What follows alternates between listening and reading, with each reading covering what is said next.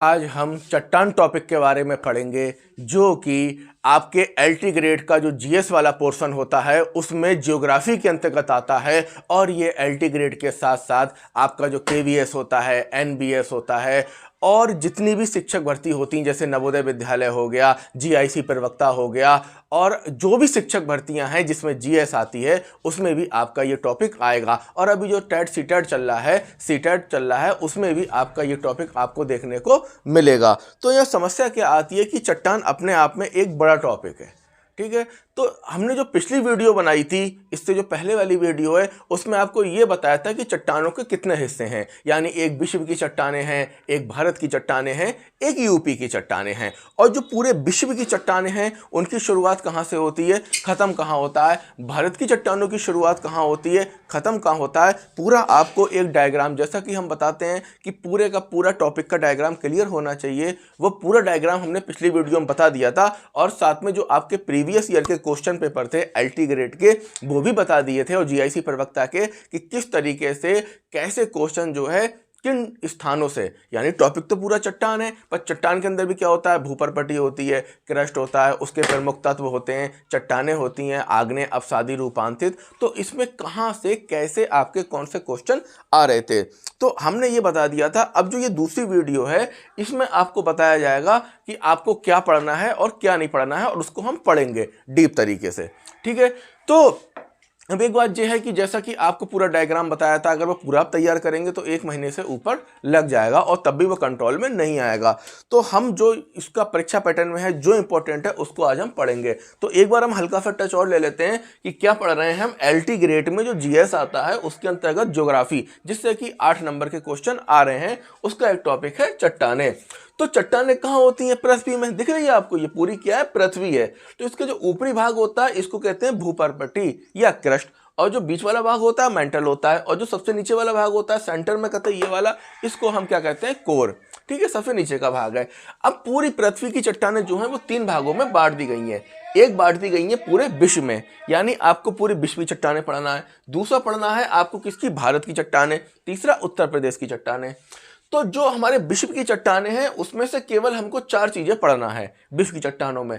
पहला क्या है, घनत्व, दबाव और तापमान। पहले हिस्से में हमको पढ़ना है घनत्व कितना है, दबाव कितना है, तापमान, वो भी पृथ्वी का। दूसरे में पढ़ना है समस्त पृथ्वी तथा क्रस्ट के तत्व। ये यहाँ से क्वेश्चन लगातार आपके पैटर्न में आ रहा है कि पूरी पृथ्वी पे कितने तत्व हैं और आपके क्रस्ट में कितने तत्व हैं।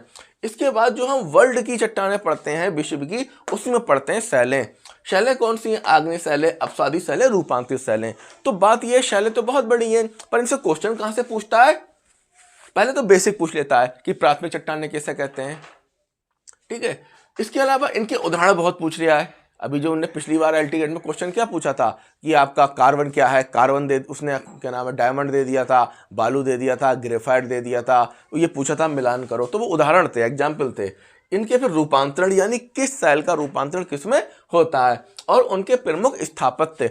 स्थापत्य का मतलब होता है कि उनसे कौन कौन सी प्राचीन इमारतें बनी हैं या प्राचीन स्थान बने हैं। जैसे अब वो क्या देता है, दिल्ली का लाल किला किससे बना है, तो बलुआ पत्थर से बना है। बलुआ पत्थर क्या, अपसादी शैल है। अब वो क्या देगा, अजंता एलोरा की गुफाएं किससे बनी है, अजंता की तो अजंता की आग्नेय से बनी है। तो ऐसे क्वेश्चन भी वो पूछता है।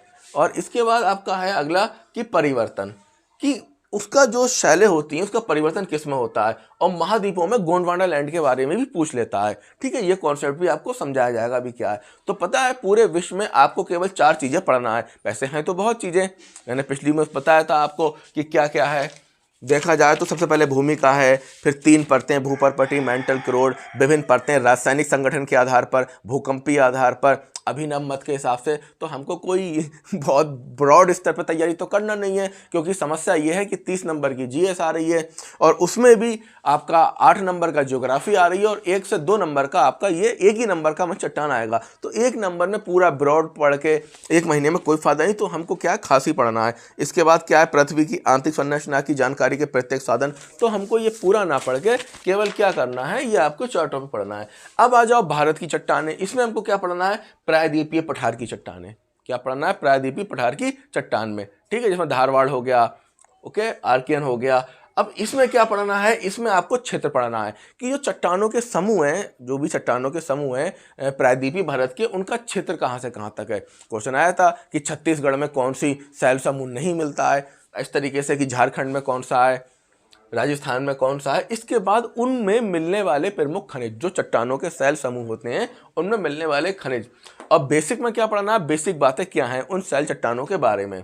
इसके बाद वो प्राचीन शैल समूह कौन से हैं, नवीन शैल समूह कौन से हैं, प्राचीन कौन से हैं, और एक छोटा सा कॉन्सेप्ट था वैगनर का सिद्धांत, ये आपको पढ़ना है।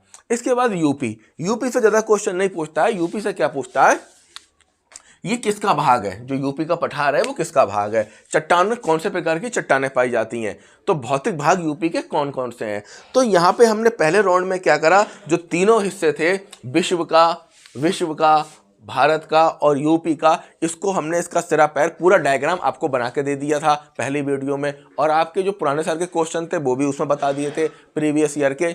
अब जो दूसरी वीडियो है इसमें हम डीप तरीके से जो इंपॉर्टेंट है उसको पढ़ेंगे, और जो इसकी तीसरी वीडियो बनेगी उसमें आपको क्या मिलेगा, भारत की चट्टानें। तो इस जो आज की जो वीडियो है इसमें आपको विश्व के बारे में और यूपी के बारे में, क्योंकि यूपी का छोटा था तो हमने इसी में ऐड कर दिया है। नेक्स्ट वीडियो में आपको क्या मिलेगा, भारत के बारे में, ठीक है। तो पुरानी वीडियो जिन लोगों ने देखी हो तो ठीक है, जिन्होंने नहीं देखी है तो वो उसको देख सकते हैं। और यहाँ दूसरी खास बात यह है कि 3 तरीके के स्टूडेंट हैं। एक वो जिनके बेसिक बहुत ज़्यादा क्लियर हैं, जो पढ़ाई करते हैं, उनको समझ में आता है, तो उनको तो ये टॉपिक खूब समझ में आएगा, ठीक है। दूसरे स्टूडेंट वो हैं जो औसत हैं, जो इनका थोड़ा बहुत बेसिक क्लियर है, थोड़ा बहुत पढ़े हैं, उनको भी थोड़ा बहुत मेहनत करने पे ये आ जाएगा। लेकिन जिनका बेसिक कमजोर है, जो मैप की समझ नहीं रखते हैं, तभी तो मैं कहता हूं कि वर्ल्ड मैप को क्लियर कर लो, और भारत के मैप को, यूपी के मैप को। तो जिन लोगों का वर्ल्ड मैप क्लियर नहीं है, भारत का मैप क्लियर नहीं है, यूपी का मैप क्लियर नहीं है, हो सकता है उनको ये कम समझ में आए। तो ऐसे लोग मुझे कमेंट करके बता दीजिए, तो एक वीडियो में मैं भूगोल का थोड़ा सा बेसिक आपको बता दूंगा कि वर्ल्ड के नक्शे में क्या क्या है, भारत के नक्शे में क्या क्या है। अब जैसे जिसको पता है कि छत्तीसगढ़ कहाँ है, झारखंड कहाँ है, उड़ीसा कहाँ है, तो उसको तो इजी है, जिसको नहीं पता उसको प्रॉब्लम आ जाएगी, ठीक है। तो हम शुरुआत करते हैं कहाँ से, यहां से करते हैं घनत्व से, ठीक है। विश्व की बात कर रहे हैं हम, ये काय की चट्टान चल रही है, विश्व की। तो एक हल्का सा बेसिक और कि चट्टानें क्या होती हैं, कि भूपटल पर या क्रस्ट पर पाए जाने वाले मुलायम और कठोर पदार्थों को चट्टानें कहते हैं। यानी पृथ्वी की जो ऊपरी परत होती है जिस पे हम चलते हैं, उस पे जो भी मुलायम पदार्थ पाए जाते हैं या कठोर पदार्थ पाए जाते हैं, उनको क्या कहते हैं, चट्टानें कहते हैं। तो वो क्या कहते हैं कि पृथ्वी पर पाए जाने वाले या भूपरपट्टी पर पाए जाने वाले सभी पदार्थों को चट्टान कहते हैं, चाहे वो चीका मिट्टी की भांति मुलायम हो या ग्रेनाइट की भांति कठोर। ग्रेनाइट बहुत कठोर है। इसके अलावा क्या है कि विभिन्न प्रकार के खनिज सम्मिश्रण से मिलकर बनती हैं। चट्टानों में क्या होता है, विभिन्न प्रकार के खनिजों का सम्मिश्रण होता है, और कई बार एक ही प्रकार के खनिज से चट्टान बनी होती है। तो कुल मिला के खनिज कितने हैं, 2000। कुल मिला के खनिज कितने हैं, 2000, जिनमें से 24 क्या है, चट्टान निर्माणकारी हैं। चट्टान निर्माणकारी का मतलब यह है 24 प्रमुख ऐसे खनिज हैं जो चट्टानों का निर्माण करते हैं, ठीक है। दूसरा बात आई कि क्रस्ट में तत्वों की संख्या 110 है। एलिमेंट जो होते हैं, तत्व आपने पढ़े होंगे केमिस्ट्री की टेबल में, तो तत्व हैं वो कितने हैं, 110 हैं, जिनमें 8 प्रमुख चट्टान निर्माणकारी तत्व हैं। अब बात आ गई, अब चट्टान का नॉर्मल सा एग्जांपल ले लो। आप कोयला देखते हो, घर में कोयले का इस्तेमाल होता है, कोयला अवसादी चट्टान है। अब घर में आपके पत्थर लगते हैं तो आपने सुना होगा ग्रेनाइट आया है या कोई दूसरा पत्थर है, तो ये आपके आग्नेय शैलों के होते हैं। अब कोई संगमरमर लगवा रहा है तो संगमरमर क्या होता है, वो एक तरीके से रूपांतरित चट्टान होती है जिससे ताजमहल बना हुआ है। तो ये सब क्या है, चट्टाने हैं, ठीक है। तो आपको वर्ल्ड में क्या क्या देखना है, घनत्व। तो हम जानेंगे कि पृथ्वी का घनत्व कितना है। तो पृथ्वी का जो औसत घनत्व है वो क्या है, 5.5। पृथ्वी का औसत घनत्व कितना है, 5.5, ठीक है। अब इसमें भी 3-4 चीजें हैं। ऐसा मत करना कि मैंने बताया पृथ्वी घनत्व कितना है, 5.5। तो पृथ्वी का जो औसत घनत्व है वो कितना है, 5.5, और जो बाहरी घनत्व है वो कितना है, 3.0, और मध्य घनत्व है वो कितना है, 5.0, और अंतरतम घनत्व कितना है आपका 11 से 13.5, और ये भी है ग्राम प्रति घन सेंटीमीटर में। किसमें है, ग्राम प्रति घन सेंटीमीटर में। अब जो औसत घनत्व यानी पूरे जो औसत घनत्व है उसका औसत 0.5 है, और जो बाहर का हिस्सा है ये वाला हिस्सा है इसका घनत्व है 3.0, और जो बीच का नहीं ये वाला जो हिस्सा है इसका कितना है 5.0। अंतरतम का मतलब कतई बीच वाला, इसका कितना है 11 से 13.5 तक। और भाई ये चीज ध्यान रखना आप लोग कि इसको कहते हैं ग्राम प्रति घन सेंटीमीटर में, ग्राम प्रति घन सेंटीमीटर में। कहीं आपको चारों ऑप्शन में क्या हो 5.5 हो और यहाँ पे चेंज कर दे ग्राम प्रति घन सेंटीमीटर में। दबाव क्या होता है, तो दबाव बढ़ने के साथ घनत्व बढ़ता है। जैसे जैसे दबाव बढ़ता है, जैसे जैसे दबाव बढ़ता है वैसे वैसे क्या है घनत्व भी बढ़ता रहता है। भाई एक बोरी है, उस बोरी में आपने भूसा भरा, क्या भरा भूसा भरा, और ऊपर से क्या करा दबाव लगाया। जब दबाव लगाओगे तो उसका घनत्व जो है वो भी क्या होगा बढ़ेगा। अगला क्या है तापमान। तो ये बहुत इंपॉर्टेंट तथ्य है, कई एग्जाम में आता है कि 8 किलोमीटर तक जाने पर, कितने किलोमीटर तक 8 किलोमीटर तक जाने पर 32 मीटर गहराई में 1 डिग्री तापमान बढ़ जाता है। यानी जे आपकी पृथ्वी है और यहां तक मान लो 8 किलोमीटर, तो पूरे पृथ्वी के ऊपर से आप ड्रिल करोगे या अंदर जाओगे कैसे भी करके, तो कितना 8 किलोमीटर तक क्या स्थिति होगी 32 मीटर पर 1 डिग्री तापमान बढ़ जाएगा। तो हमने इसको भी क्लियर कर लिया, घनत्व, दबाव, तापमान।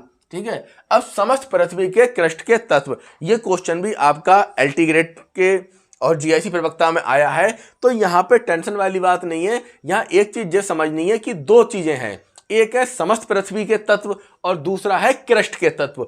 तो यहाँ पे जो 90% पूछा जाता है वो क्या पूछा जाता है क्रस्ट के तत्व। ठीक है, 10% में पूछ लेता है कभी कभी पृथ्वी के तत्व, और वो भी आपको सारे तत्व नहीं याद करना है, केवल ऊपर के 3 तत्व याद करना है। ठीक है, तो डायरेक्ट वो क्वेश्चन अभी तक तो जितने एग्जाम हुए हैं उसमें यही पूछा है कि क्रस्ट में सबसे ज्यादा बहुतायत में कौन सा तत्व पाया जाता है, तो वो पाया जाता है ऑक्सीजन। क्या पाया जाता है ऑक्सीजन, 46.8, कितना पाया जाता है 46.8।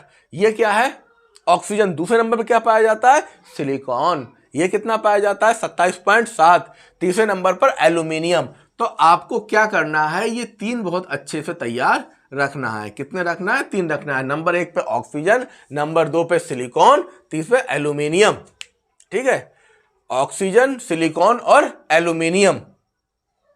जैसे ऑक्सीजन क्या होता है, ऑक्सीजन होता है इसमें किस में सांस में, तो सांस से क्या हो गया सिलिकॉन।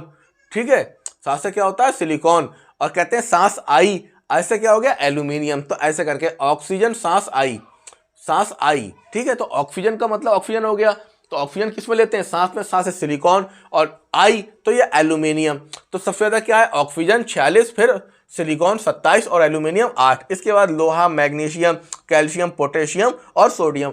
एग्जाम में किस तरीके से पैटर्न को सोचता है कि वो शुरू के 3 पूछ लेगा, कहेगा कि क्रस्ट पे नंबर 1 पे कौन सा पदार्थ पाया जाता है या बहुतायत में, तो वो कह देगा ऑक्सीजन। वो कह देगा दूसरे नंबर पे क्रस्ट में कौन सा पदार्थ पाया जाता है, तो सिलिकॉन। वो कह देगा तीसरे नंबर पे तो एल्यूमिनियम। चौथा, पांचवा, छठा, सातवां नहीं पूछेगा, फिर ये पूछ लेगा सबसे कम मात्रा में, क्योंकि एक उसूल होता है एग्जामिनरों का, ये क्या करते हैं कि सबसे ज्यादा या सबसे कम। वो पूछ लेगा क्रस्ट में सबसे कम पदार्थ कौन सा पाया जाता है, सोडियम 2.8। ठीक है, तो इस तरीके से आप क्या करोगे सोडियम हो गया। अब वो कह रहे हैं कि समस्त पृथ्वी के तत्व। अब इसमें ध्यान रखना समस्त पृथ्वी में लोहा सबसे ज्यादा है, क्या सबसे ज्यादा है लोहा, और दूसरे नंबर पे ऑक्सीजन, नंबर 3 पे सिलिकॉन। अब यहां पे अंतर क्या है कि क्रस्ट में जहां ऑक्सीजन सबसे ज्यादा था तो यहां पे जो है लोहा सबसे ज्यादा है। इसके बाद क्या है ऑक्सीजन, सिलिकॉन, तो ऑक्सीजन और सिलिकॉन। तो बस पृथ्वी में यह कर लेना कि क्रस्ट के ऑक्सीजन से ऊपर लोहा लगा लेना। तो नंबर 1 पे लोहा, नंबर 2 पे ऑक्सीजन, नंबर 3 पे सिलिकॉन, और सबसे कम पाया जाता है एल्यूमिनियम। तो यहां भी आपको केवल 3 क्लियर करना है, पहला, दूसरा और तीसरा, और ये अंतिम वाला, क्या अंतिम वाला। इसके अलावा मैग्नीशियम, निकेल, गंधक, कैल्शियम और एल्यूमिनियम। चाहो तो याद करो, ऐसा नोट्स बना लेना, यहां पे इसको अंडरलाइन कर लेना, ये वाले शुरू के 3 और लास्ट के 1 अंडरलाइन कर लेना, और इस तरीके से क्या करना इसको तैयार कर लेना। ठीक है, मैंने बताया सांस आई यानी ऑक्सीजन की सांस आई, तो ऑक्सीजन, सिलिकॉन और एल्यूमिनियम, ये 3 हो गए। उधर क्या लोहा, ऑक्सीजन और सिलिकॉन। सबसे लास्ट में क्या है सोडियम, लास्ट में क्या है सोडियम। ऐसे मान लो क्रस्ट में क्या हो गया सोडियम, सो गए, और यहां पे सबसे क्या है इसमें एल्यूमिनियम। तो एक कॉन्सेप्ट आपका ये तैयार हो गया, ये वाला कि समस्त पृथ्वी के और क्रस्ट के तत्व। अब जो अगला क्वेश्चन आया वो है शैल। तो शैल में क्या हमें पढ़ना है, इसका बेसिक पढ़ना है, उदाहरण पढ़ना है, रूपांतर पढ़ना है और प्रमुख स्थापत्य उन शैलों से क्या क्या बना है। तो भाई यहाँ पे सबसे ज्यादा ध्यान रखना है वो एग्जाम्पल का रखना है, ठीक है। और वो भी एग्जाम्पल मैंने बताया था एल्टीग्रेड के क्वेश्चन में उसने कैसे पूछा था, उसने ऐसे पूछे थे, ऐसे इस तरीके से, और क्या कहा था, मिलान करो। क्या कहा था, मिलान करो। तो हम शैल के बारे में पढ़ेंगे। शैल क्या है, आग्नेय शैल। आग्नेय शैल तो कक्षा 7 में आपने इस कॉन्सेप्ट को पढ़ा होगा। क्या है ये कॉन्सेप्ट कि आग्नेय इंग्लिश लैटिन भाषा के इग्निस से बना है, जिसका अर्थ है आग, ठीक है। तो ये कैसी चट्टानें, मतलब इनका संबंध, ये जो आग्नेय शैलें होती हैं इनका संबंध किससे होता है, सीधे ज्वालामुखी क्रिया से होता है। तो आपको एक बात ये ध्यान रखना है कि जो आग्नेय चट्टानें हैं इनका संबंध किससे होता है, ज्वालामुखी क्रिया से होता है। ज्वालामुखी देखा है आपने क्या होता है ज्वालामुखी के साथ में, ज्वालामुखी का ये मैटर होता है कि ये ज्वालामुखी है, क्या है, ये ज्वालामुखी है, ठीक है। होता क्या है कि जब अंदर होता है, लावा अंदर होता है तो मैग्मा कहलाता है। क्या कहलाता है, मैग्मा, ठीक है, तरल अवस्था में होता है। और जब ये बाहर आके निकलता है तो क्या कहलाता है, लावा। और जब ये लावा जम जाता है तो क्या बन जाती है, आग्नेय चट्टान। क्लियर। यानी आपका जो ज्वालामुखी उद्गार होता है तो अंदर जब होता है तो क्या कहलाता है, मैग्मा, और जब वो बाहर आता है तो क्या कहलाता है, लावा। और लावा ठंडा होकर जम जाता है, जिससे क्या बनती हैं, आग्नेय चट्टानें बनती हैं। तो आग्नेय चट्टानों का क्या अर्थ है, आग, और इसका संबंध ज्वालामुखी क्रिया से होता है, ठीक है। तो जो बताओ ज्वालामुखी से निकलेगा, आप यूट्यूब पे भी जाकर देख सकते हो कि किस तरीके से ज्वालामुखी का लावा निकलता है, आपको लाइव दिखा देंगे।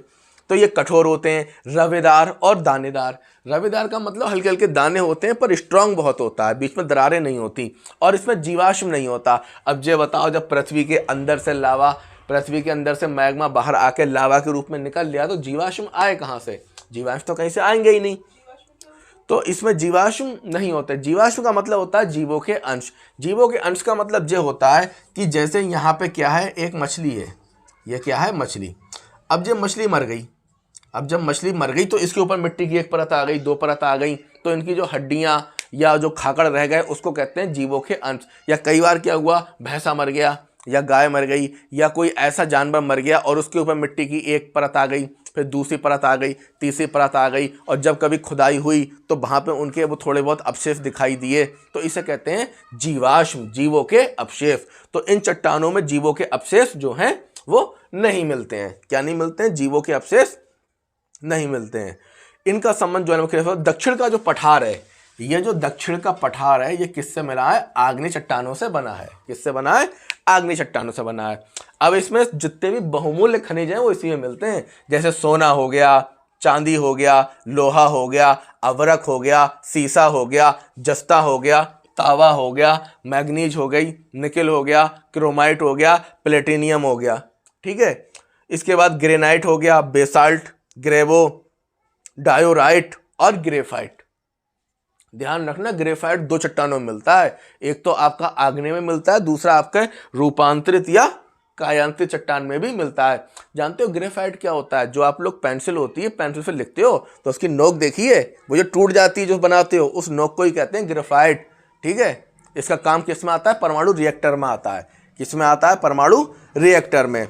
तो यहाँ पे हमको एग्जाम्पल में 2 बातें ध्यान रखना है, इसमें कुछ तो धातुएं चल रही हैं और कुछ और विशेष चट्टान चल रही हैं। जैसे घर में जब पत्थर लगता है तो कहते हैं ग्रेनाइट लगवा रहे हैं, तो ये पत्थर होते हैं, ठीक है। तो यहाँ पे हमें एग्जाम्पल बहुत अच्छे से याद करना है। देखो इसका भी तुम्हें एक कॉन्सेप्ट समझा दूं कि आखिरकार ये चीजें कैसे निकल के आती हैं, ठीक है। देखो भाई होता क्या है,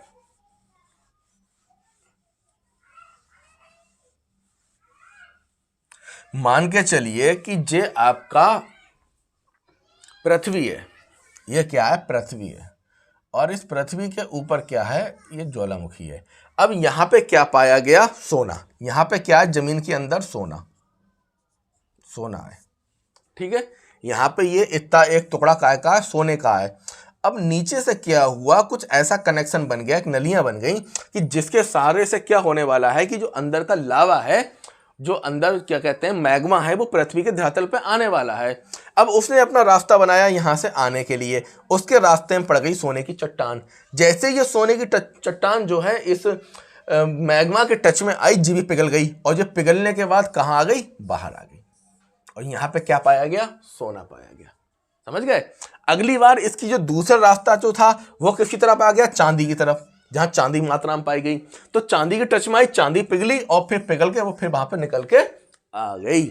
तो इस तरीके से क्या होता है कि इसमें क्या क्या निकलता है, सोना, चांदी, लोहा, अवरक। अब लोहा तुम्हें दो तरीके से मिलता है भाई, और ये धातुएं भी दो तरीके से होती हैं। एक जमीन के ऊपर भी पाई जाती हैं पहाड़ के रूप में, ऐस के रूप में, और एक जमीन के अंदर भी पाई जाती हैं शुद्ध रूप में। ठीक है, हालांकि पूरी तरह से शुद्ध रूप नहीं होता, और फिर तब भी वो ऐस के रूप में होता है, उसको प्यूरिफाई करना होता है, उसको एक तरीके से व्यवस्थित करना होता है। तो आपको ध्यान रखना है कि इसमें सोना, चांदी, लोहा, अबरक, सीसा, जस्ता, तावा, रट लीजिए कतई, मैग्नीज, निकिल, क्रोमाइट, प्लेटिनियम। अब ये पत्थर आ गए, ग्रेनाइट पत्थर, बेसाल्ट पत्थर, चट्टानों के नाम है जे, ग्रेवो, डायरोराइट और ग्रेफाइट। ग्रेफाइट मैंने आपको बताया था क्या होता है, पेंसिल के अंदर होता है। इसे स्नेहक भी कहते हैं। स्नेहक का मतलब होता है जिसमें चिकनावट हो, जिसको चिकनावट के लिए उपयोग किया जाए। अगर आप ग्रेफाइट को तोड़ के मरे तो ऐसा देखेंगे वो चिकना होता है। कैसा होता है, चिकना होता है। कई बार पेंसिल को आप ऐसे कागज पर रगड़ते हैं और टच करते हैं, थोड़ी चिकनावट बनी रहती है। अब वो कह रहे हैं कि अजंता की गुफाएं, अजंता की गुफाएं किससे बनी है, आग्नेय शैल से। ये डायरेक्ट क्वेश्चन आ जाएगा, अजंता की गुफाएं किससे बनी है, आग्नेय शैल से। बाकी अजंता की गुफाएं कहाँ है, साउथ में, और साउथ का पूरा ही भाग किससे बना है, आग्नेय से। राजस्थान की अरावली पर्वत, राजस्थान का अरावली पर्वत, अरावली पर्वत देखा है जो राजस्थान हरियाणा बॉर्डर पे, अरावली पर्वत। और प्रायद्वीपीय भारत, ये किससे बना है, आग्नेय से। छोटा नागपुर की जो गुंबद नुमा चट्टानें हैं वो किससे बनी है, आग्नेय से। राजमहल की श्रेणियां, राजमहल की श्रेणियां किससे बनी है, आग्नेय से। और रांची का पठार किससे बना है, आग्नेय से। तीन चीजें आ गई, एक तो धातुएं आ गई, एक चट्टानें आ गई, और एक जो इमारतें मैंने बताया था, स्थापत्य। क्या है, प्रमुख स्थापत्य की क्या क्या चीजें बनी है। ओके, भूपर्पटी का 2/3 भाग, कितना भाग, 2/3 भाग किससे बना है, आग्नेय से बना है। और इन्हें प्राथमिक चट्टानें भी कहते हैं, क्योंकि ये प्राथमिक चट्टानें इसलिए कहते हैं कि मेन चट्टानें आग्नेय हो गई, उन पर तापमान पड़ा और अलग अलग तरीके का वायुमंडल का प्रभाव पड़ा, मौसम का असर पड़ा, तो वो प्राथमिक चट्टानों फिर टूटी फूटी तो क्या बन गई, अपसादी। और उन अपसादी पे और आग्नेय पे जब ताप और दाब पड़ा तो वो अपने आप बदल गई कायांतरित में। ठीक है, तो हमने क्या सीखा आग्नेय शैल के बारे में कि ये इनका संबंध प्रायः ज्वालामुखी के रिया से होता है। जब अंदर क्या होता है, मैग्मा होता है, बाहर आके क्या लावा बन जाता है ज्वालामुखी के बाद, फिर वो जम जाता है। और इसमें क्या क्या पाया जाता है, ये कठोर होती हैं, रवेदार होती हैं, इनमें जीवाश्म नहीं होता है, इनका संबंध ज्वालामुखी के रिया से होता है। इसमें सोना, चांदी, अवरक, सीसा, जस्ता, तावा, manganese, nickel, chromite, platinum, granite, basalt, ग्रेवो, डायोराइट। अगर आप इसको परमानेंटली याद करना चाहते हैं तो क्रोम अपना खोलकर या गूगल खोलकर गूगल में एक एक शब्द टाइप कर दीजिए, तो उसका आपको चित्र दिखाई देगा। जब चित्र दिखाई देगा तो आप उसको अच्छे से समझ लेंगे। तो ये सब क्या होता है, इसमें ये आपके पाए जाते हैं। अब आया अपसादी चट्टानें। अपसादी चट्टानों को मैं समझाऊं ये क्या होती हैं। जैसे कई बार आप शादी में गए होंगे तो क्या होता है कि जो गद्दे होते हैं वो एक के ऊपर एक गद्दा, एक के ऊपर एक गद्दे लेटने वाले होते हैं, वो रखे होते हैं। ठीक है, या कई बार आपके पास 50 चादरें हैं, आपने एक चादर के ऊपर एक चादर, एक चादर के ऊपर एक चादर, एक चादर के ऊपर एक चादर जो रख देते हैं, ऐसे ही क्या होता है अपसादी शैलें बनती हैं। ये कैसे बनती हैं कि अपसादी शैलें क्या होती हैं कि जे एक परत जमी, उसके ऊपर दूसरी परत जमी, फिर तीसरी परत जमी, चौथी परत जमी, पांचवी परत जमी, तो इनको परतदार चट्टानें भी कहते हैं। ये परत दर जमा होने के फलस्वरूप बनती हैं। कैसे बनती हैं, परत दर बनती हैं। जैसे कई बार नया रोड पड़ता है या रोड के किनारे खुदाई होती है, तो आप देखोगे कि सबसे पुराने रोड की लेयर, फिर उसके पुराने रोड की लेयर, उसके पुराने रोड की लेयर। अब जैसे जे है, जैसे ये है, अब कागज, अपसादी चट्टान में क्या होता है, एक परत के ऊपर दूसरी परत जमी, दूसरी परत के ऊपर तीसरी परत जमी, फिर चौथी परत जमी, फिर पांचवी परत जमी, फिर छठी परत जमी, तो इनको क्या कहते हैं, अपसादी शैलें। अपसादी शैलें। अब ये क्या कह रहे हैं कि आग्नेय रूपांतरित, यानी आग्नेय चट्टानों का जब रूपांतरण होता है, चेंज होती हैं, उनका अपर्दन होता है, उनका निक्षेपण होता है। आपका एक शब्द है अपर्दन। अपर्दन हम आपको समझाते हैं, अपर्दन क्या होता है। अपर्दन और निक्षेपण। अपर्दन का मतलब ये होता है कि जब चट्टान पे ताप पड़ता है, जैसे अचानक चट्टान बहुत गर्म हो गई, वो गर्म हो गई, अचानक बारिश हो गई, तो क्या हुआ, वो टूट फूट जाती है। और ये प्रक्रिया एक दिन में नहीं होती, इसको बरसों लगते हैं। कि पहले गर्मी पड़ी, यानी तापमान, गर्मी पड़ी, चट्टान फैल गई, और तुरंत पानी बरसा, चट्टान सिमट गई, तो फैलना सिमटना, फैलना सिमटना, फैलना सिमटना, चट्टान में टूट फूट हो जाती है। और टूट फूट होने के बाद हवा के द्वारा या पानी के द्वारा वो एक स्थान से दूसरे स्थान पे जब चली जाती है तो उसे क्या कहते हैं, अपरदन कहते हैं। ठीक है, क्या कहते हैं, अपरदन। तो अपरदन में क्या होता है, चट्टान जब अपने स्थान पर टूटी और टूटने के बाद क्या हुआ, दूसरे स्थान पर चूरा बनके या बारीक बनके पहुंच गई, तो इसे कहते हैं अपरदन। निक्षेपण, जमा हो जाना, निक्षेपण जमा हो जाना। जैसे कई बार क्या होता है, आप चावल धोते हो, चावल धोने के बाद में पानी और चावल मिक्स होता है, चावल नीचे बैठ जाते हैं, तो इसको कहते हैं निक्षेप हो जाना या निक्षेपण हो जाना। तो आग्नेय रूपांतरण, यानी आग्नेय चट्टानों का क्या होता है, रूपांतरण हो जाता है, जिससे इनका अपरदन हो जाता है और क्या हो जाता है, निक्षेपण। यानी अपरदन एक स्थान से दूसरे स्थान पहुंचते हैं और ये जम जाते हैं। संपूर्ण क्रस्ट का 75% भाग किससे बना है, अपसादी चट्टानों से। कितने परसेंट भाग, 75% भाग किससे बना है, अपसादी चट्टानों से। लेकिन इनके निर्माण में केवल 5% भूमिका रहती है। ऐसा क्यों, क्योंकि भाई जो पूरा क्रस्ट है, ये पूरा क्रस्ट है, कितना है, ये ऊपर का पूरा क्रस्ट है, यानी ऊपर की जो लेयर है इसकी ऊपर वाली, इसका कितना बना है, 75% भाग बना है, किससे, अपसादी से। लेकिन जो इसका निर्माण हुआ है वो केवल 5% से ही हुआ है, ध्यान रखना। इससे चट्टान चूड़ भी कहते हैं, चट्टानों का चूड़ इकट्ठा होता है।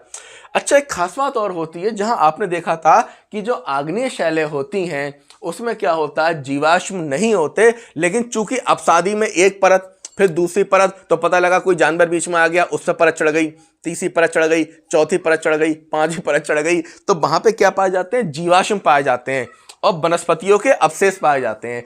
अब मैं वही तो कहता हूं कि पढ़ाई में पूर्व ज्ञान काम आता है। अब आप एक चीज समझो कि अपसादी चट्टानों के निर्माण में जो निर्माण होता है तो उसमें जीवाश्म भी मिलते हैं और जो वनस्पतियां होती हैं उसके अवशेष भी मिलते हैं। तो इसका अगला रिजल्ट क्या होने वाला है, इन दो चीजों से क्या मिलकर बनता है, जीवाश्मों से और वनस्पतियों से मिलकर जब ये दब जाती हैं, खनिज तेल, जिसको कहते हैं जीवाश्म ईंधन, पेट्रोलियम, खनिज तेल। ठीक है, तो ये सब, तो अगला क्वेश्चन यहां से ये भी बनता है कि जितना भी तेल मिलता है, पेट्रोलियम मिलता है, खनिज तेल मिलता है, ये कौन सी चट्टानों में मिलता है, ये आपका मिलता है अपसादी चट्टानों में। कहां मिलता है, अपसादी चट्टानों में। और ये क्यों मिलता है, क्योंकि इसमें जो जीवाश्म होते हैं वो आसानी से पाए जाते हैं। ठीक है, इसका कॉन्सेप्ट भी समझ लीजिए। होता क्या है, परत दर परत चट्टानों में कि ऊपर पाई गई कैसी चट्टान, कठोर चट्टान, इसके अंदर भी छोटी छोटी चट्टानें हैं। क्या है, परत दर चट्टानें हैं। ऐसे समझ लो, जैसे कैसे बताऊं तुम्हें, रुई समझ लो, रुई की तुमने लेयरें कई लगा रखी हैं। अब क्या होता है, यहाँ पे हार्ड चट्टान है, यहाँ हार्ड चट्टान है, या सॉफ्ट चट्टान है, परतदार परत दर परत। तो जितना भी ऑयल होता है वो क्या पाया जाता है, अपसादी चट्टानों के बीच में ही पाया जाता है। और ये विशेषकर इसमें नमक की मात्रा अधिक होती है। जैसे अमेरिका ने क्या करा है, बहुत ज़्यादा तेल का स्टोर करा है कि अगर कभी बुरा वक्त आ जाए और खाड़ी के देश उसको ऑयल ना दें और उसको 200 साल भी सर्वाइव करना पड़े, तो ऐसी स्थिति में उसने तेल को बना के रखा है। और वो जो आर्टिफिशियल तरीके से जहां पे उन्होंने तेल का स्टोर किया है वो किसी टैंक में नहीं किया है, वो अपसादी चट्टानों के अंदर खड़ा है। पहले अपसादी चट्टानों को मैनेज किया गया है, उसको व्यवस्थित किया गया है, उसको आर्टिफिशियल तरीके से बनाया गया है नमक के साथ में। यानी वो नमक की चट्टानें हैं जिसके साथ जो पेट्रोलियम है क्रिया नहीं करता। तो ये चीज समझ लीजिए, जो भी पेट्रोलियम मिलता है वो कहाँ मिलता है, आपका अपसादी चट्टानों में, जो सही सिचुएशन है तेल के स्टोर होने की। और दूसरी बात, इस पूरे विश्व में जो सभ्यता के बसाव का ड्रामा किया जाता है, जो सभ्यता के बसाव का या मकान बनाने का, घर बनाने का ड्रामा किया जाता है, वो कहाँ किया जाता है, अपसादी शैलों पर करा जाता है। ठीक है, तो जब यहाँ पे हमारा जीवाश्म और वनस्पतियों का एकत्रितकरण होता है तो सीधी सी बात है, यहाँ पे क्या है, पेट्रोल का निर्माण होता है और पेट्रोल अपसादी शैलों में ही पाया जाता है। और ये 3/4 भाग पर है। क्या है, 3/4 भाग पर। और लोयस का जमाव वायु निर्मित परतदार चट्टान का क्या है, उदाहरण है। सबसे अच्छा उदाहरण है लोयस का जमाव। लोयस का जमाव क्या होता है कि जैसे आपने रेगिस्तान देखा, क्या देखा, रेगिस्तान देखा। और रेगिस्तान में क्या होता है, रेगिस्तान में जो होता है कि वायु के टीले बन जाते हैं। हवा चलती तो वायु का टीला बन गया, खिसकते हुए टीले।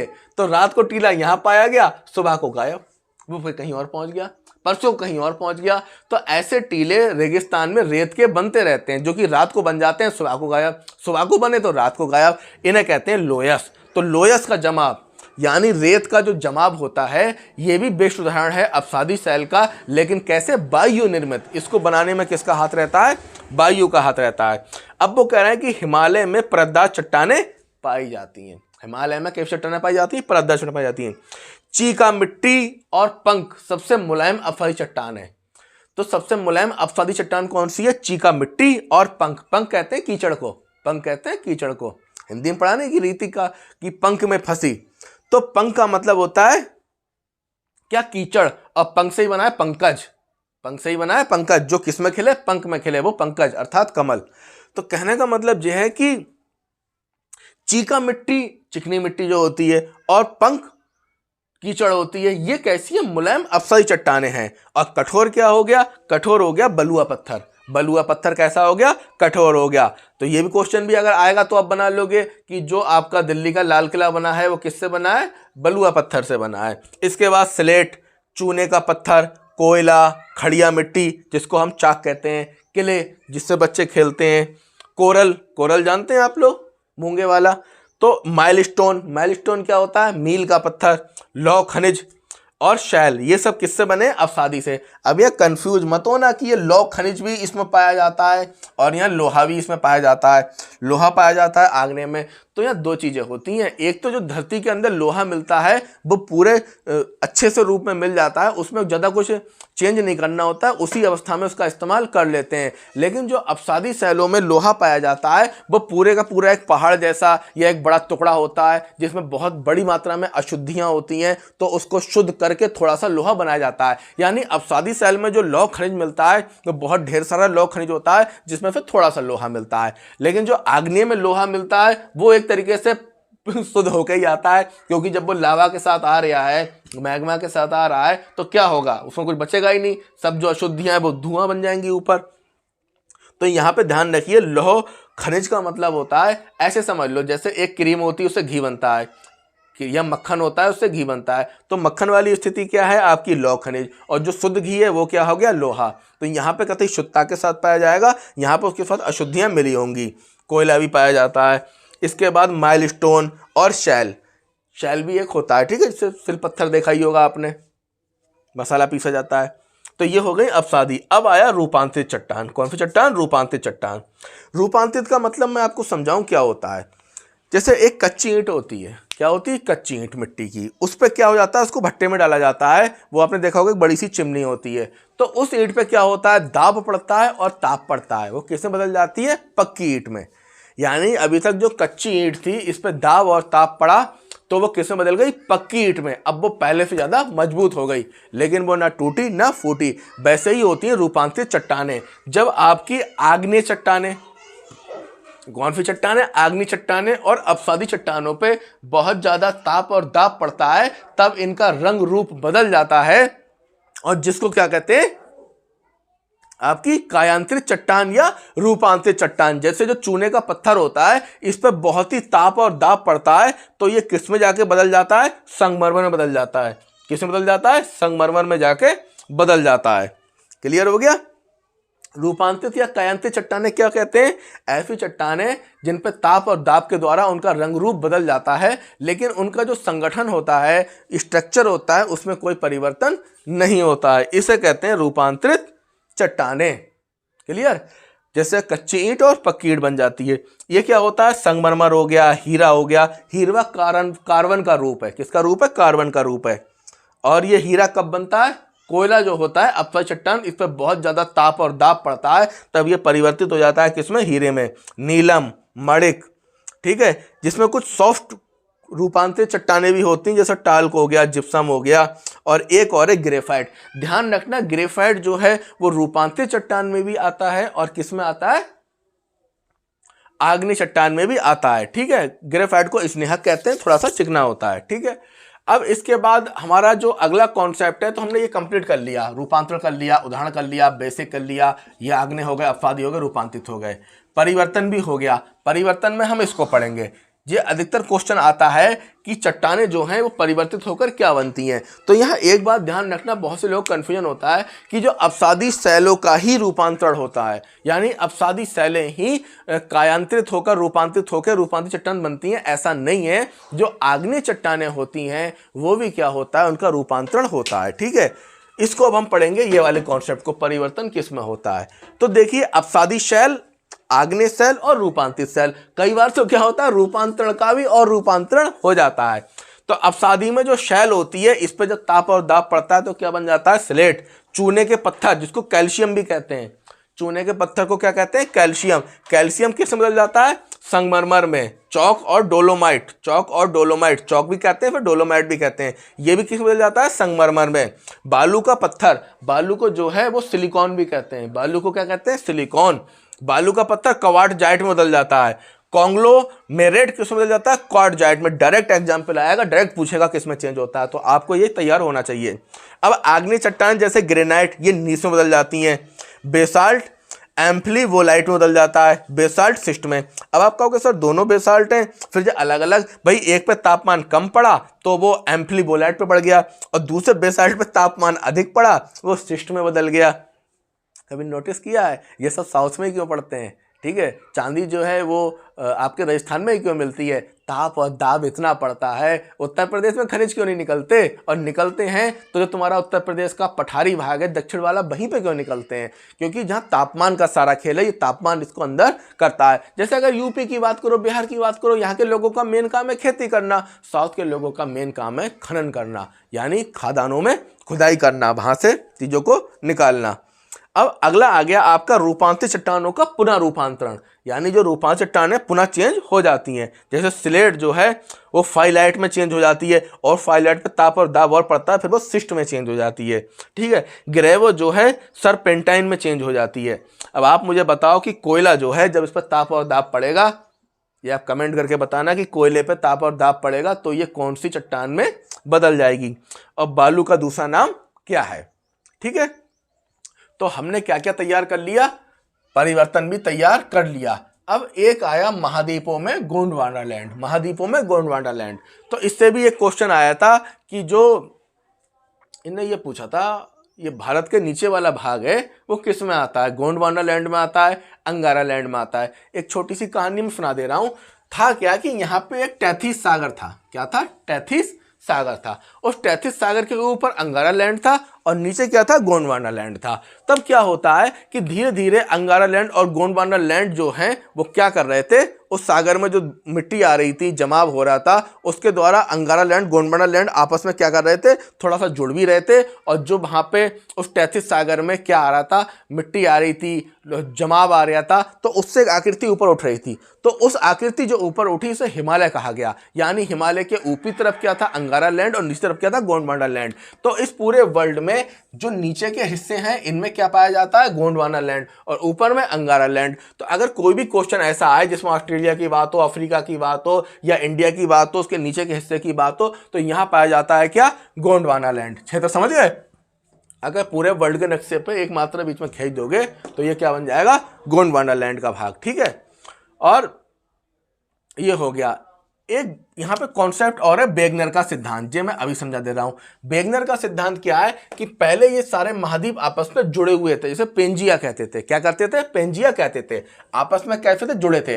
धीरे धीरे चंद्रमा ने अपनी आकर्षण शक्ति लगाई और गुरुत्वाकर्षण लगा और ये सारे फैलने लगे। यानी जो बीच में थे, जो ऊपर वाले थे वो उत्तर को गए, जो दक्षिण वाले थे दक्षिण में गए, जो पूरब वाले थे पूरब में गए, जो पश्चिम वाले थे पश्चिम में गए। तो क्वेश्चन ये आया था कि जो उत्तर का भारतीय भूखंड था प्राचीन काल में किधर खिसका, तो जब ऊपर का है तो ऊपर को ही खिसकेगा। तो ध्यान रखना कि जो भूखंड जिस स्थिति में है वो उधर को ही हटेगा। ठीक है, जब ये आपस में जुड़े थे तो उत्तर वाला किधर खिसका, उत्तर की ओर ही खिसक गया, दक्षिण वाला दक्षिण की ओर ही खिसक गया। तो इस तरीके से आपका ये वेगनर का सिद्धांत हो गया, पेंजिया महाद्वीप वाला। ये सारे महाद्वीप पहले एक थे, बाद में क्या है, अलग हो गए। अगर इन सब टुकड़ों को आप काट के जोड़ोगे तो ये आराम से जुड़ जाएंगे, आराम से सेट हो जाएंगे। तो इस तरीके से हमने आज क्या कंप्लीट कर लिया, हमने कंप्लीट करा आपकी विश्व की चट्टानें, वेगनर का सिद्धांत, और एक चीज और रह गई यूपी वाली। क्या रह गया, यूपी का, क्योंकि अगली वीडियो में हम आपको बताएंगे भारत की चट्टानें, लेकिन इसमें हम यूपी को निपटा दे रहे हैं। यूपी के क्वेश्चन कहाँ कहाँ से आते हैं, ये किसका भाग है, तो ये किसका भाग है? गोंडवाना लैंड का भाग है। उत्तर प्रदेश की भौतिक संरचना, तो उत्तर प्रदेश का जो भौगोलिक आकृति है, भौगोलिक संरचना है, वो किसका भाग है? गोंडवाना लैंड का है। किसका है? गोंडवाना लैंड का। और दूसरी भाग अगर आप देखोगे तो जो प्रायद्वीपीय पठार है, तो इसका ये कौन सा हिस्सा है? उत्तर का। प्रायद्वीपीय पठार का दक्षिणी हिस्सा नीचे है, उत्तरी हिस्सा ऊपर है, और आपका पूर्वी हिस्सा जो है, पश्चिमी हिस्सा जो है। तो ये किस पठार का कौन सा हिस्सा है? उत्तर प्रदेश। उत्तर प्रदेश आपका दक्षिण का जो प्रायद्वीपीय पठार है उसका उत्तरी भाग है। कौन सा भाग है? उत्तरी भाग है। क्लियर? इसका निर्माण कब हुआ था? कैम्ब्रियन युग में हुआ था। डायरेक्ट क्वेश्चन पूछ लेगा कि उत्तर का जो उत्तर प्रदेश है उसका निर्माण जो है कब हुआ था, उसकी जो भूगर्भिक संरचना है, तो उत्तर प्रदेश की भूगर्भिक संरचना का निर्माण जो है कैम्ब्रियन युग में हुआ था। और किस में हुआ था? विंध्य क्रम की चट्टानों में। विंध्य क्रम की चट्टानों में, धारवाड़ क्रम हो गया, विंध्य क्रम हो गया, कुडप्पा क्रम हो गया। तो इसका पहली चीज जो गोंडवाना लैंड का एक हिस्सा है। दूसरी बात, ये प्रायद्वीपीय पठार का उत्तरी भाग है। तीसरी बात, इसका निर्माण कैम्ब्रियन युग में हुआ था। और उत्तर प्रदेश में जो शैल समूह पाया जाता है वो क्या है? विंध्यन क्रम की शैलें। कौन सी शैलें? विंध्यन क्रम की शैलें। विंध्यन शैलों में जीवाश्म अवशेषों का अभाव है, यानी इसमें जीवाश्म नहीं पाए जाते हैं। सीधा संबंध किससे होगा? आग्नेय से होगा। ठीक है। अब यहाँ पे क्या क्या मिलता है? चूना पत्थर मिलता है, डोलोमाइट मिलता है, बलुआ पत्थर मिलता है। आदिकल्प में निर्मित नीच शैलों को, आदिकल्प का मतलब जो सबसे पहला काल था उसमें किसका निर्माण हुआ था? नीच शैलों का, को बुंदेलखंड में बुंदेलखंड नीस कहा जाता है। क्या कहा जाता है? बुंदेलखंड नीस कहा जाता है। कक्षा 4 की किताब अगर यूपी बोर्ड की देखी हो तो बहुत अच्छे से उसने बताया है इनके बारे में। और जिसमें लाल ऑर्थोकलेज, जिसमें सबसे खास चीज क्या होती है? लाल ऑर्थोकलेज मिलता है, फेल्सपार मिलते हैं, लैड क्वार्टजाइट मिलता है, और हॉर्नब्लेड, क्लोराइड आदि खनिजों का मिश्रण पाया जाता है। तो पहला क्वेश्चन ये पूछेगा कि भाई ये बता दो कि ये किसका भाग है? गोंडवाना लैंड का भाग है उत्तर प्रदेश। दूसरा, किस युग में निर्माण हुआ था? कैम्ब्रियन युग में। कौन सी शैलें मिलती हैं? विंध्यन क्रम की शैलें मिलती हैं। और इसमें जीवाश्म पाए जाते नहीं पाए जाते हैं? जीवाश्म नहीं पाए जाते हैं। और इसमें जो आदिकल्प था, यानी जो सबसे प्राचीन कल्प था, उसमें नीस जो था वो बुंदेलखंड नीस के नाम से जाना जाता है। और इसमें कौन कौन सी खनिज या चट्टानें मिलती हैं? तो इसमें आपका लाल ऑर्थोक्लोज मिलता है। क्या मिलता है? लाल ऑर्थोक्लोज, फेल्सपार, लाल क्वार्टजाइट, लाड क्वार्ट्ज, और हॉर्नब्लेड, क्लोराइड आदि खनिज मिलते हैं। गंगा यमुना का जो मैदान है ये क्या है? ये प्लीस्टोसीन युग में। एक चीज मैं आपको और समझाऊं कि उत्तर प्रदेश को 3 भौतिक भागों में बांटा गया है। जो ऊपर का भौतिक भाग है इसको कहते हैं पहाड़ी। क्या कहते हैं? पहाड़ी। जो मध्य वाला भाग है इसको क्या कहते हैं? मैदानी। और नीचे वाला भाग है इसको कहते हैं पठारी। क्या कहते हैं? पठारी। तो हम जो बात कर रहे थे यहाँ पे, ये किसकी कर रहे थे? पठारी वाले की। कि पठारी भाग में क्या क्या मिलता है? चूना पत्थर, डोलोमाइट, बलुआ पत्थर। गोंडवाना लैंड का भाग है, कैम्ब्रियन युग में हुआ है, विंध्यन क्रम की शैलें हैं। और इसमें क्या क्या मिलता है? लाल ऑर्थोक्लोज मिलता है, फेल्सपार मिलते हैं, लैड क्वार्टज मिलता है, हॉर्नब्लेड मिलता है, क्लोराइड मिलता है। ठीक है। अब बात आई गंगा यमुना के मैदान की। तो जो गंगा यमुना का मैदान है इसका निर्माण हुआ था प्लीस्टोसीन युग में। कौन से युग में? प्लीस्टोसीन युग में। एक मोटी परत पाई जाती है कांप की, जिसमें जो नई कांप होती है उसको क्या कहते हैं? खादर। और जो पुरानी कांप होती है उसको क्या कहते हैं? वांगर। ठीक है। और सबसे ज्यादा उपजाऊ भूमि कहाँ पाई जाती है? मैदानों में। और जो पहाड़ी वाला भाग है इसमें भी बालू, कंकड़, पत्थर और चट्टानें पाई जाती हैं। तो इस तरीके से हमने क्या करा कि वर्ल्ड की चट्टानें और यूपी की चट्टानें क्लियर कर ली। अगली वीडियो में हम आपको बताएंगे भाई चट्टानें। और जिन लोगों का भूगोल में बेसिक क्लियर नहीं है, उन्हें मैप समझ में नहीं आता, नक्शे नहीं आते, तो वो कमेंट करके बता सकते हैं, उनको वो भी क्लियर कराया जाए।